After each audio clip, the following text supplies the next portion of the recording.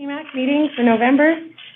Let's go ahead and begin with introductions. Feel free to say your name and your organization. I'm Joy McMurray, TMAC Chair.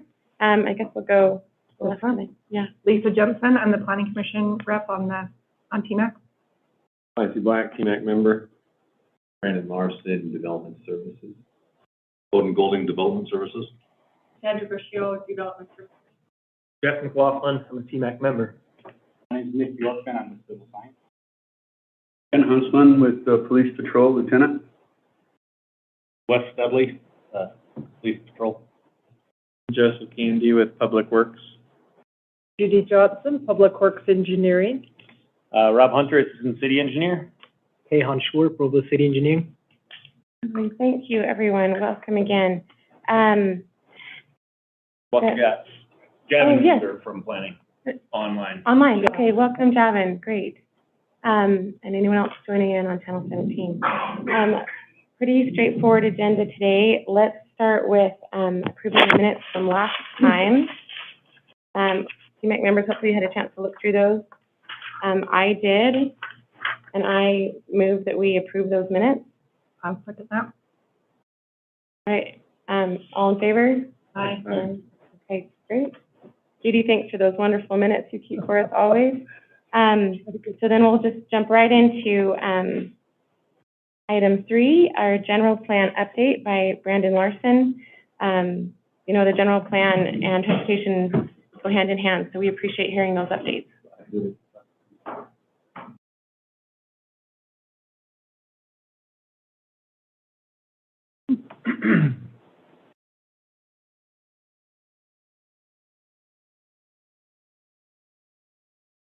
Right, it's good to be with you today.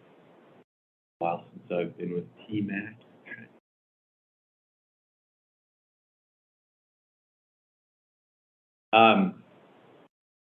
So we've gone through a pretty extensive. This thing's been going on a while, and so we got to the point that roughly this time last year where we were going to. Took it through Planning Commission, took it to the council, and it was being adopted. And then the administration and staff felt that it was probably important to make sure that we had adequately and correctly heard the voice of the public. So we put the general plan. I wouldn't call it pause. I mean, because it was still moving forward. We just transitioned from adoption to doing another statistically valid community representative survey. And so that process went on for a while. We hired Y2 Analytics, who the city had used for some other projects, and they're amazing. So that's so the first several months of the year we had worked through that survey process. And then after that survey, after we had gotten survey results, we had updated the general plan, revised it. I think it's a better word. So just to kind of give you. So again, we hired Y2 Analytics. They prepared a survey, excellent survey. We got 900 responses. We had enough responses to be able to even dive into the data district or council district by council district. So it was ended up giving us a lot of amazing data. We found that the city residents generally felt that they had a high quality of life here in the city and felt safe here. Felt like the business climate was really healthy and really appreciated the access to the outdoors. And so I like to focus on the good. I think it's helpful to note the good things the city's doing. Some of the things that the city residents, some of the priorities that were identified in that that survey were a mix of housing types. It's really important. That's no surprise considering the housing market and the affordability and access to housing issues that we've got right now. So one thing that was a little bit of a surprise to me is residents really spoke strongly that they feel like there's a traffic congestion problem in the city. And so they spoke loudly on that multiple times through the survey. They also, city residents also appreciate the family-friendly nature of the city and want that to be maintained. Environmental sustainability was important to residents as well as maintaining low taxes. So we took that information and we took that information and updated, made some changes to the plan. So this is kind of in a nutshell some of the things that we did. We looked at the table of contents of the general plan and felt, for me personally, and I'm sure developers would also chime in and say similar things, that you look at that table of contents that we had taken this time last year to the city council. I think it was going to be hard to navigate through that document. The titles were like welcoming to Provo, welcoming community. Anyway, when you dive into the general plan, a developer or a staff wants to dive in and see, okay, there's the transportation plan, there's the land use element, and so forth. And the table of contents didn't help you navigate to the land use element. And frankly, we found that there really wasn't much of a land use element. Nor was there much of a housing element. So we got in there and made sure that there were separate elements for land use, for housing, for economic development, public services, and so that the chapters now explicitly state housing element. And then we add a little bit of a human touch. We used some of the descriptive titles that were from the original plan that we given to people. We reordered the chapters so that it was clear that this is a land use document and it's an important transportation document. The city code tells us that we have to have a transportation element and a land use element, and also a housing element with a moderate income, much treatment on moderate income housing. And so we reordered the chapters to make sure that it was clear that those were really important in the document. And then we still have an environmental element, environmental sustainability element, and a number of other elements that are typical for a general plan, like a public service and safety chapter. And so we looked at some of the topics and made sure that some that may have been that we felt were a little overrepresented were balanced out a bit, and brought some other topics to the top that we felt were underrepresented. Topics that again, land use seemed, it wasn't clear to me if, as a land planner, when there's a rezone that comes into me, I'm looking at the general plan for policies that I can connect to a specific rezone. And when I looked at the proposed general plan, I'm like, there's just not a lot for me to go off of. And so we made sure that there were sufficient land use policies treated in that document to be able to handle applications like rezones. So we balanced out topics like we felt that the city values, the residents feel that open space is super important to them, but they also feel they also indicated in the Y2 survey that they feel like, hey, the city is doing a really good job. So we also felt that topic maybe was a bit overrepresented, and so we tamed it down just a bit to give more space for other topics that were underrepresented. So, yeah, go ahead. Can you add Tyler? Yeah, oh, sorry, yep. Thanks. So,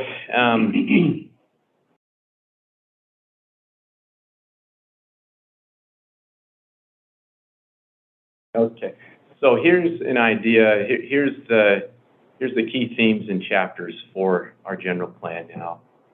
We start out with an introduction and community identity chapter that tells us, gives us some demographic information and tells us about the values of the city. Go to land use, and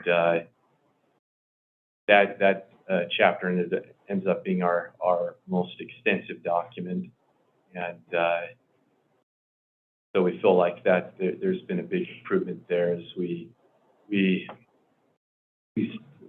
obviously want to underscore the importance of setting up development so we have a mix of housing type and so that we have adequate transportation to facilitate this. But we, just wanted to make sure there was a little bit more in that, frankly, a lot more about land use. We have a housing chapter, an economic development chapter, transportation chapter, and public. We did not have a public service and safety chapter in our last general plan, and we noticed that our current general plan that we're still going off of it had a public services and safety chapter, so we added that chapter and had some really good discussions with the police department and fire department to facilitate some of the content that went into that chapter. We have an open space and recreation chapter, and then also a resource management chapter, which is sustainability. So since this is kind of more geared towards this meeting's TMAC, obviously I wanted to kind of give you, kind of really focus on chapter 6. Our sense in reading we kind of had a transportation plan, but it was interesting how we worked with a consultant, design workshop, and it was interesting how some of these chapters were laid out. They were, the land use chapter had like, the land use chapter called something like growing in Provo or something, but anyway, it had not just land use issues, but it also had like cultural and historical issues. They tried to tie in and marry a bunch of ideas, but I felt like it kind of diluted kind of made it tough for you to navigate through the document and didn't give us solid policies to go off of land use wise. And I think that may be the case for some other things like economics. We didn't have an economics chapter. It was mixed with another topic. So transportation, I think, was kind of a similar thing. If I recall correctly, I believe it was mixed with another topic. We wanted to have a specific transportation section, and these are the top, you can see on the screen, those are the top 3 transportation strategies we came with. One of the things is we have been working a lot with the directors and particularly the mayor's office to make sure that they're on board to try to avoid any more roadblocks when we get to the council. And so as we worked through this, these were the 3 strategies that we came up with. One of the top, as we went through that plan, it seemed that do we want to make this city as friendly to all types of mobility? Of course. But as we ran through the plan, and it seemed pretty clear to me that we didn't pay enough attention to the fact that we still have automobiles and there's still a place for them, right? And so in our minds, it's still the most viable way to move people through the city to their different destinations. And hopefully we get to that point where, we get some better, the tide will turn and some cleaner mobility options kind of take the lead more. But right now, we still got a plan for cars and vehicles. So our transportation strategies reflect that. We've got but still with the idea that we've got to be multimodal minded. See the transportation strategies there, still very heavily rooted in and active in alternative transportation, but still recognizing that we need vehicles. So, or So there was no chapter, there was no section on automobiles treated in the old general plan, and we added a section on automobiles. The way it was treated was recognizing that it is still a needed form of transportation, but there are cleaner ways, and hopefully we can encourage people to start using other forms of transportation to help with congestion and air quality. Obviously, the residents spoke and said congestion is a big issue. They feel that actually air quality and congestion were really big issues for residents, and so trying to encourage people to use other forms of transportation is a big deal. But, David Day's waiting. oh, yeah, thanks. So one of the things, though, that we found in our survey is residents still have a preference for using automobiles to do a lot of their navigating around the city. Yeah, it was a pretty strong indication that they would prefer to continue to use automobiles for the time being.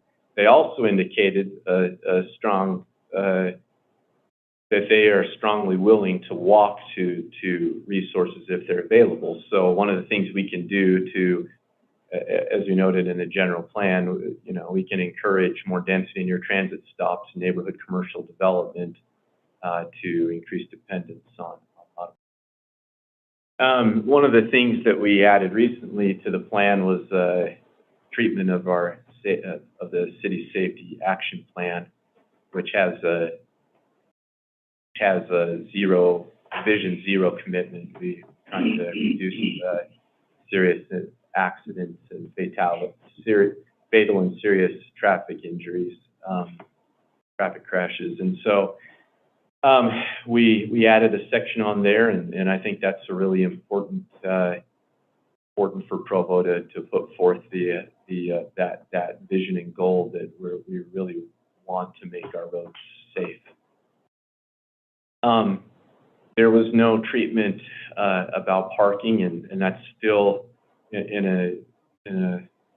we still have a lot of people who need to park cars. We still have businesses that need cars to come to them, and employees who still commute to their locations. And so we still needed to acknowledge that there is a need for parking, but there are areas in the city where we've got too much parking, and so we identify the fact that let's try to find, where we've got areas where we're overparked. Let's find some ways to reduce that parking in that area and free up some spaces for more housing and restaurant pads, for example. So of course, if we use alternative and active transportation, that it decreases the need for parking, and so we continue to encourage that. And of course, our plan, like I've noted, our plan's still heavily rooted in active and alternative transportation, really supporting and bolstering that. We're still make statements like that first one there. We want to offer mobility options to encourage the use of alternative transportation. Want to improve, make alternative transportation systems available to the biggest number of people that we can, and so I feel like we've kind of balanced. I think this chapter here is indicative of what we've tried to do with the entire general plan, is try to balance it out to make it palatable to the entire community. In my position, I have to kind of work with, I do have to work with directors, administration, the council. There's so many different opinions, and we felt that the plan that was given to us originally was probably not adoptable. It just was swung too far one way, and so we've tried to balance it out so it's more palatable and really addresses the thoughts and minds of a more representative. It's more representative, especially after going through that exercise. I'm here to answer any questions that you have, and grateful for the opportunity to kind of tell you what we've been doing for the last while. I have a question. Sure. One of the reasons that I think that it's taken so long for this is that departments or community members were demanding action items. So in this list of things that you showed us, are there specific action items, or is it still just very guiding, generic? Yeah, thank you. Actually, I appreciate that. We do have an implementation matrix, and you can kind of hard to see that, but that's kind of a snapshot of those are action items from. There ends So up very being, specific things. yeah, very specific, Nice. goal-oriented, actionable items. That's a snapshot from the chapter 6, our transportation element, and there's 24 pages of goals, of action items. Is it for the whole plan all in one place, or is it per section of the? There's a few goals that each chapter has its own set of goals, but we've just put them all together at the very end of the document. Are those prioritized in any way, or how are they organized? They're set up so that they go chapter by chapter. So, you're going to start with, community identity has some, but, you start with land use and then housing. But for instance, chapter 6, we felt that personal vehicles were underrepresented. So we wanted to hit home the point, hey, we still need them. So we kind of put that at the top of the goals, but then we still have two really active alternative transport. We frankly have more active and alternative and sustainability-minded goals than cars, but we put cars at front so we could hit home the point that we still need them. So it's kind of hard to explain exactly how we did it. Some of this was guided by the politics that happens behind the scenes, and trying to find a balance to satisfy all the different interested groups. So we felt that it definitely was organized to try to underscore certain points that we felt. Last version, the version that was given to the county. This is awesome. You've done a complete overhaul. Yeah. It's gone from holding hands and singing Kumbaya to actually talking about what we can do. It's awesome. Yeah. We're not going to recognize the second read-through. No, it's a big improvement. We felt that we appreciated what Design Workshop did, but we let Design Workshop go on this project, and we organized it as staff, and we feel like we have improvements on the document.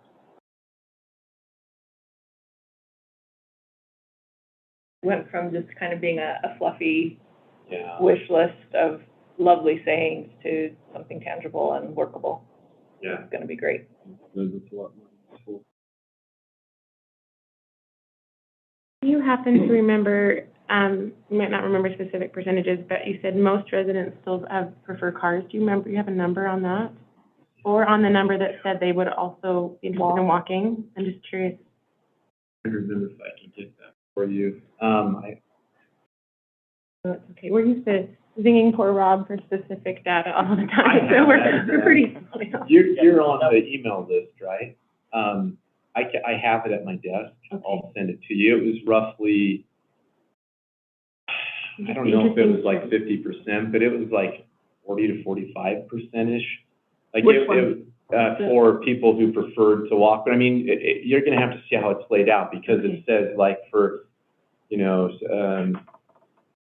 there's like 10 different categories, and it's like for goods and services, for entertainment, for driving kids to the park. And so it's all, you've got percentages for all of these different categories.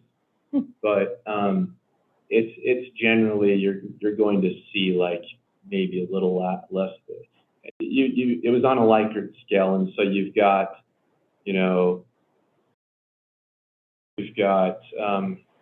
really agree with a statement kind of agree.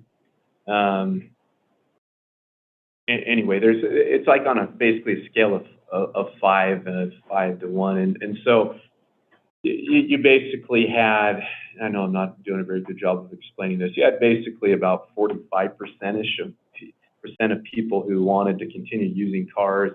There were roughly 25 who said they were okay with walking, but then it's broken down by like how far. That's actually how it was. It was broken down by like, how far they were willing to travel via foot or car, and it was like 15, more than 15 minutes, 15 minutes, 5 to 9 minutes, and so and it was for walking, and there was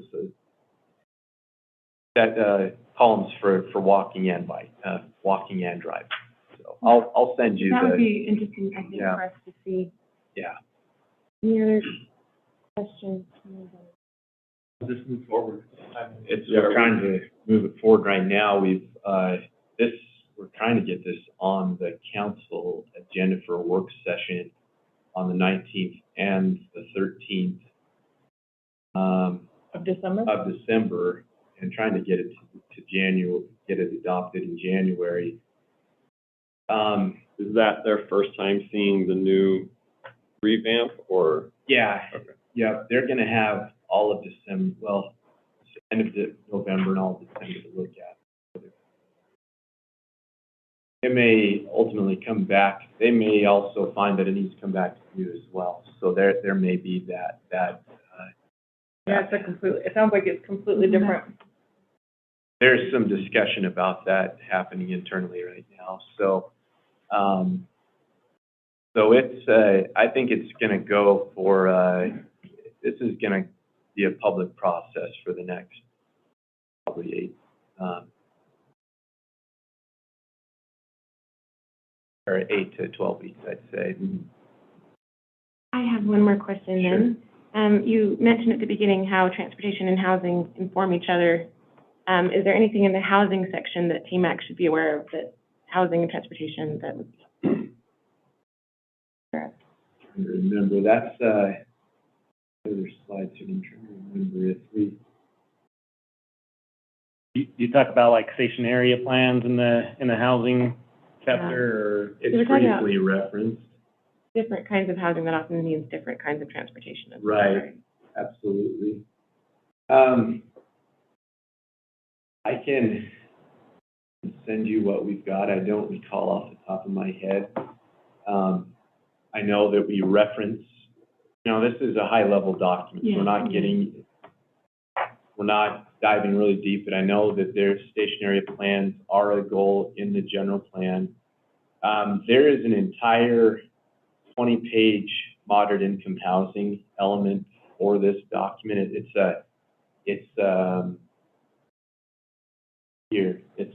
20 pages, Appendix B.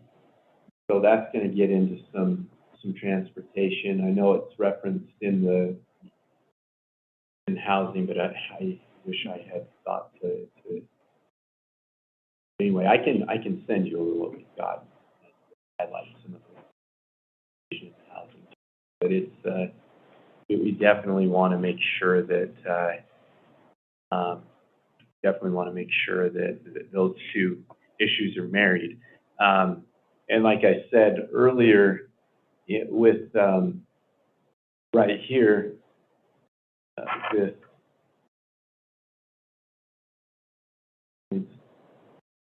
like we said here in the automobile section, we've to reduce dependence, we need to encourage density near traffic stops.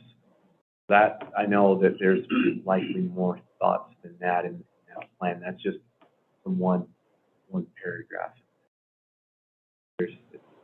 But I'll send you that document. Yeah. All right, well, thank you so much Yeah. for coming to present to us. And then, as it's finished, that then becomes the guiding document, right, for For the the city. city, for everybody. For all the other plans? For you include it, right, Rob? Right. And all One other thing. engineering and public works. One other thing to kind of note on that is, we took care in this document to try to highlight and direct other people to all the other documents. This is just a high-level document, and we referenced Provo City fires. I don't remember exactly what they're planning. They have a planning document. We referenced the transportation plan. We referenced we're working on a conservation and resiliency plan. That's referenced. We referenced the park plan. And when you see the general plan, each one of those chapters actually references probably, I'd say, at least 5 other city documents. It points them to that. So this is a really important document in pointing people to all the other guiding documents of the city. Thank you so much. Yeah. Okay, so, Nick, your turn to be on deck here, to discuss the Canyon Road, University Avenue redesign. So No? if I can, yeah, no, it is, Okay. it is. If I can, 2 quick things of introduction. Yeah, The most important one, I did not purposely do this on a time that Greg was out. But it just happened to be.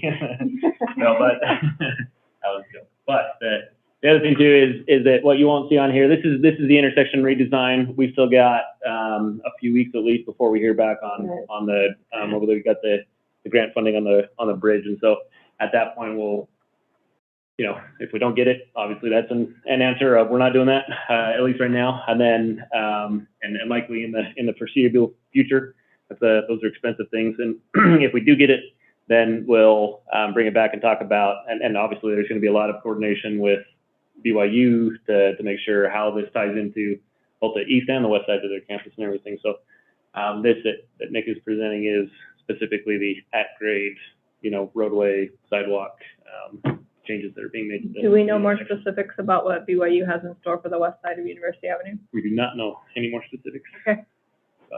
Sorry. Thank you for that The introduction. neighbor's Started. office is in the high school right now. She doesn't. BYU is pretty tight-lipped about stuff like that. Well, thanks for being here, Nick. Yeah, so my name is Nick Bjorkman. I'm the civil science. I'm the lead design engineer on this project. Before I jump into the specifics of the project, I have some challenges. So, as everyone's aware, BYU has recently purchased the old Provo High School. They've moved some of their arts departments. Because of that, we've seen a substantial increase in a lot of vehicular traffic. So the goal of the project is to increase the safety of the intersection, specifically focusing on pedestrian and bike mobility. And another goal of the project is to optimize mobility.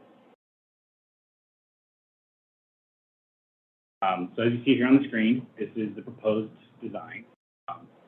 What we've got going on here is we are realigning the intersection to square it up now. So it currently is at a skew. And as part of the project, we're proposing to eliminate the northbound free right, and this will give you more of a traditional intersection here. And what that does is that will increase the safety of the pedestrians traveling north-south. You see here on this free right now, nothing to really prevent any vehicles from stopping at a crossing. People take that pretty quickly, and so forcing them to turn right at a traditional intersection.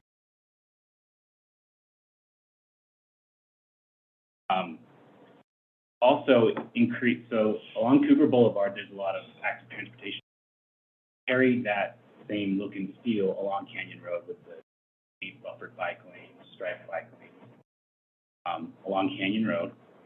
We've also added 2 crosswalks to cross University Avenue. Currently, there's only one on the north, adding a second one on the south. Some other features here, we are going to obviously, and then to maintain some of the integrity of some of these turn lanes, we're proposing adding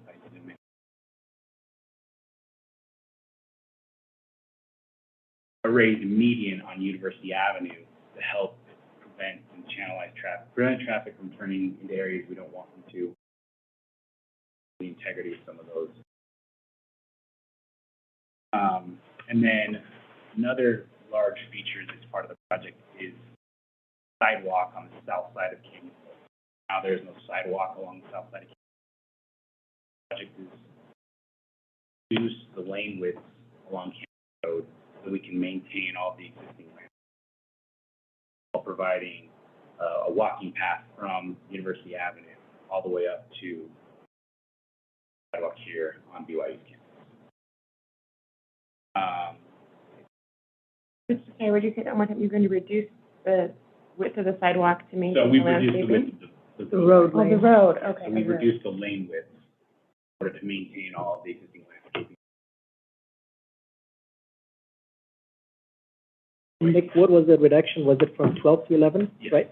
12 to 11, there were some pretty substantial.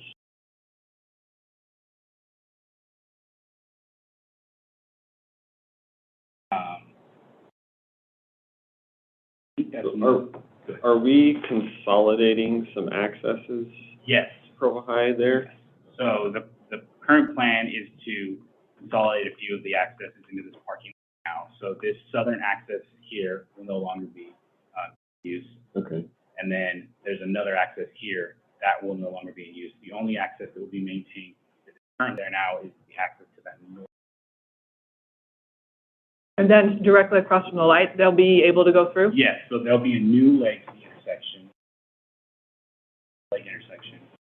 allow them to access the property now, and then whatever they plan to do with it. Great. So the entrances will be one at the intersection, Correct. and then the one on the north side of On the the north, parking lot? yeah, so they have this northern parking lot, there's an access there currently. Access. The access into the parking lot that's in, was the old high school. There are two accesses that are there now, those will both be closed, and the only access there will be at.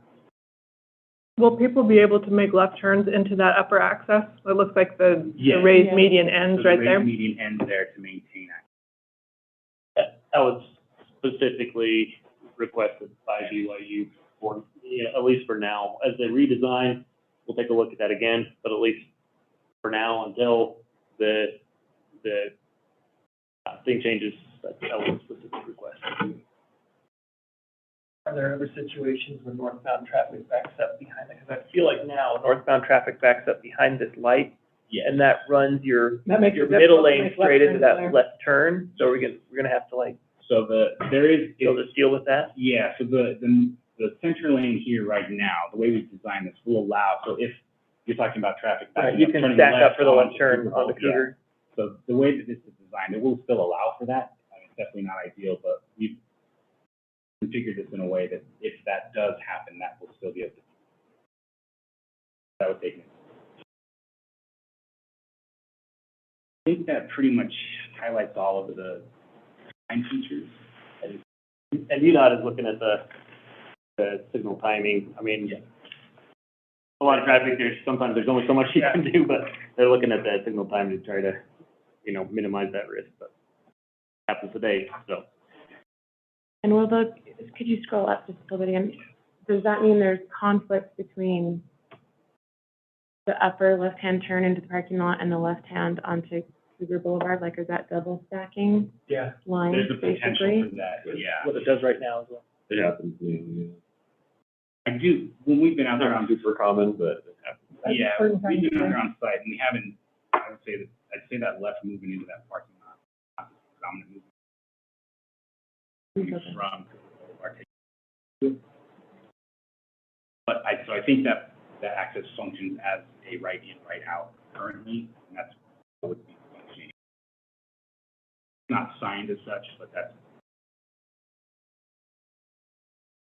Nick, can you go over, I know those accesses on the north side, those two accesses, did we decide that we're gonna consolidate those?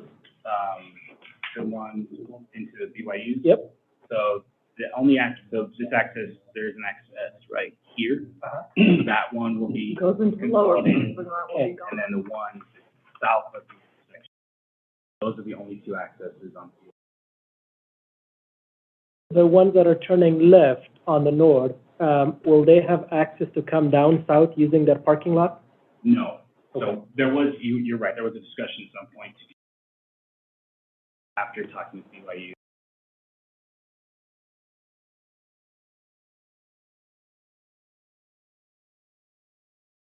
BYU could still choose to open that Yeah, up, but yeah. Yes. There, any consideration to narrowing 12-foot lanes in a 35-mile-an-hour high congestion area? So that's a good point. There's been discussion as part of the project to consider lowering the speed limit on Canyon Road. The high volume access to I'm from a university, I'm talking about University. the highway, to encourage people to recognize that though it's the highway, they should still proceed, not on the gas pedal. Yeah, I think that's definitely a valid point with this, that being UDOT's facility, that's something, Their yeah. design requirement or something. And that is consistent across all of the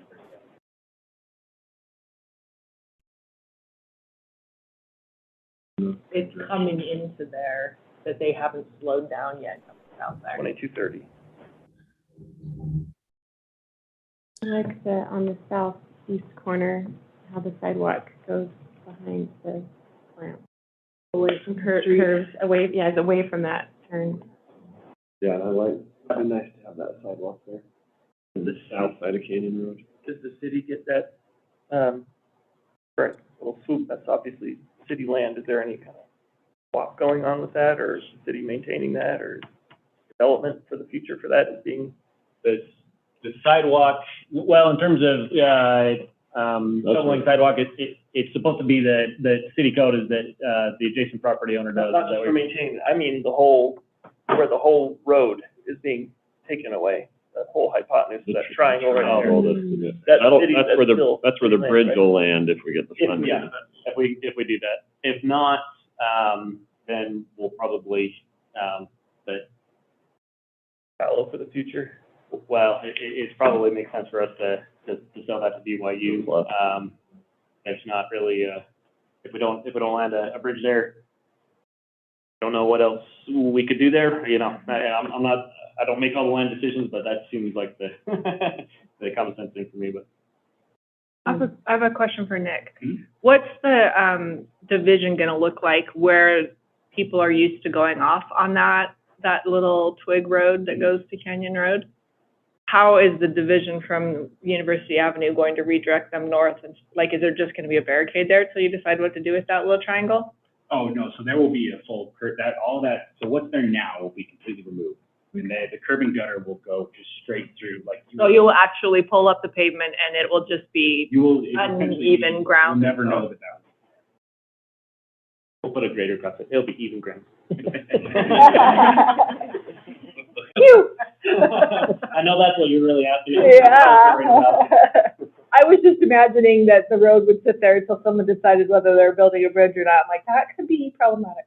So the plan with the existing road now, that will all be gone. All that asphalt and concrete there. Existing ground there until. So for street level pedestrian facilities, it's just gonna be fairly standard, Yes. just button, Push the timer. button, yep, push the button, timer, yep. And like Rob mentioned, you're not looking at.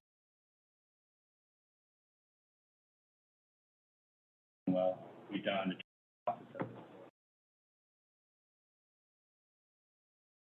South versus just on the north and determine not a real substantial. Have 2 crosswalks, which.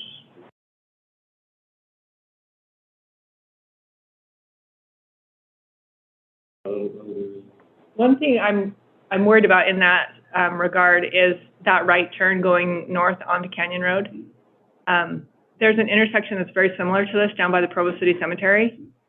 And it has onto 9th East by Provost Elementary. And when I cross in that crosswalk as a pedestrian from the southeast to the northeast, I am almost always terrified that I'm going to get hit by somebody because it's a right turn, always, as opposed to. Oh, it's like the, yeah.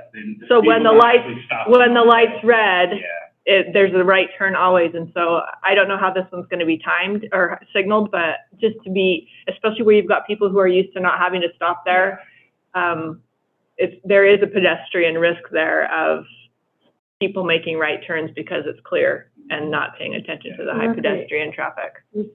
And the speed limit on State Street is 50, so hopefully they'll be going slower. That's true, they'll be going here slower than coming they would into have it. been. But yes, And I think there'll be some decent development efforts.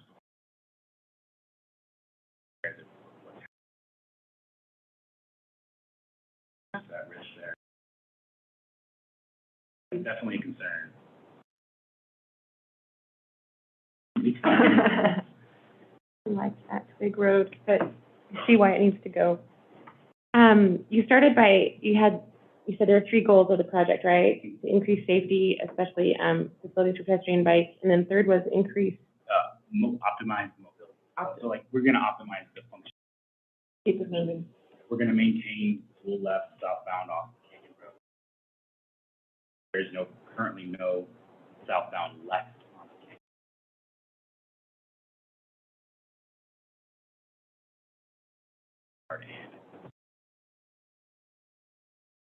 Yeah. Intersection is south, though. Next So south. you got, we'll figure out the timing. I can't remember, have you guys already ripped out the island that was in between the two? That hasn't happened yet, has it? No.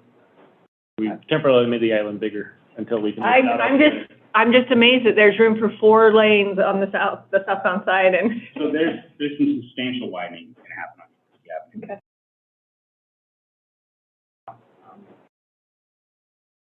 Awesome. Does that widening affect Zion's Bank? So their Design Bank will, get a new access. So their access is on the Canyon Road through this little odd Right. access. We're gonna give them proper access onto, University Avenue. It's not an ideal spot for an access, but it's. Or small back on and for their drive-through. right? Yeah, for the drive. Right turn only, yeah, but Yeah, exactly. It'll be a right. Mainly just a function. it's an upgrade for what they have now. Yeah, Yep, you exactly. understand. It is. Where do I go? Now gives them an option. Turn on the Canyon Road or go. Yeah, we met with them earlier this week and they still gotta get the final, feedback to us, but in the meeting, it was like, yeah, I think this is fine. Since we are on the topic of this project, so as you guys have seen, we have some temporary measures right now where we blocked one of the free flow lanes by putting some curbing. We have some delineators. We have 2 of our rectangular flashing beacons for pedestrians with the push buttons and all that. So October was the month of basically pedestrian safety for ITE, and we submitted this project as a safety measure. And Provo City was actually spotlighted for having those safety measures that we have right now, temporary safety measures. So just kudos to Bob for his effort on having those that one free flow lane blocked. Rectangular flashing. Now I need to drive up there. Yep. Temporary measures are. Take all the credit, even though Kehan was the one that actually put them out there. I took some part in it. Are bikers have any comments on the bike lane? Riding University right now, it's nice to have a bigger shoulder in that area and not feel like I'm forced to ride against the travel lanes. I don't know that this is gonna, the kind of cyclist that rides University Avenue is not typically the person, not typically the person who's gonna shy away from riding that lane necessarily. But I might feel more comfortable riding it now. Yeah, I don't know. I might not avoid it as much. I'd probably still want to take the right. It's just 4-foot lanes next to 35+ mph traffic with no buffer never feels nice. And the current configuration, I've got the whole shoulder to just go ride in the road debris that hasn't been swept up yet, but at least I'm far away from the car. And I get a flat tire. Better flat tire than Dead. yeah. Or something else. Yeah. No, I'll admit though that if I'm coming through here, I'm cutting through the BYU parking lot anyway. I prefer that, and then I just catch Canyon. Yeah, And and the Canyon Road The new configuration. bike lanes on Canyon where there's not all that traffic density on University. It's nice to have bike lanes, but saying, hey, this is your bike lane, cyclist, kind of, I feel like I'd prefer to be pushed over to Canyon. A lot safer. Now you have to ride a little further before you can get onto Canyon. No, I'm up past Brick Oven. We still go Yeah, past yeah, Brick Oven. I just Better. avoid University. We go up Second East and then through Brick Oven too. Yeah. Only we could get rid of that four-way stop by the RV, we'd be good to go. Or by the field house. Which one? Inside of BYU's campus, BYU property, where the four-way stop is at the indoor practice facility. northwest What do you not corner. like about them? It needs. Just, I have to stop. If there's no one there, you don't have to. That's true. With the new laws, I don't have to. Okay. Nick, thank you very much for that. I appreciate the presentation. Any final comments, questions, anyone? Now that everyone's here, do you want to talk about the next month's meeting? We're good to have it? I think, are we, TMAC members available? I'm available. And Rob tells me we have plenty of things waiting to discuss, so I think Yeah, I'm good. we can go ahead and have a meeting in November. Not the end of the world, you know, so we can, Yeah, I can meet. okay. Yeah, we could cancel it if we needed to, but we got plenty of stuff that we need to be bringing to you guys, so. Thanks very much, everyone. Some unofficial protocol. Do we have to move to adjourn the meeting? None of us know. I move we adjourn the I never meeting. did. I know, that seems like thanks to everybody. All right. Thanks very much. See you next month. Thanks, everyone. All right. Chair, TMAC committee, Greg, your special privilege.